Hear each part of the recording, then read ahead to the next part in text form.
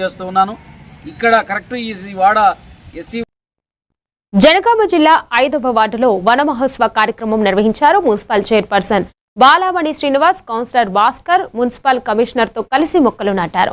పర్యావరణ సమతుల్యత, స్వచ్ఛమైన గాలి కోసం ప్రతి ఒక్కరూ మొక్కలు నాటి వాటిని సంరక్షించాలని చైర్పర్సన్ పిలుపునిచ్చారు. పట్టణాన్ని పచ్చదనంతో నింపేందుకు ప్రజలు భాగస్వాములు కావాలని కోరారు.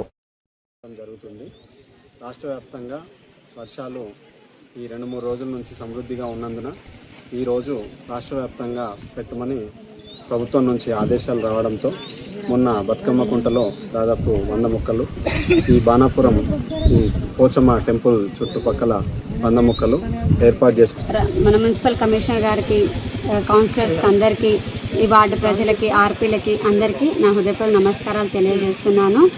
ఈ వన మహోత్సవానికి మన ప్రభుత్వం చేపట్టిన 2 లక్షల మొక్కలు నాటమని చెప్పి మా మున్సిపాలిటీకి అప్పచెప్పారు. దానికి గాను మేము మొన్న బతుకమ్మ కుంటలో కొన్ని మొక్కలు నాటడం జరిగింది.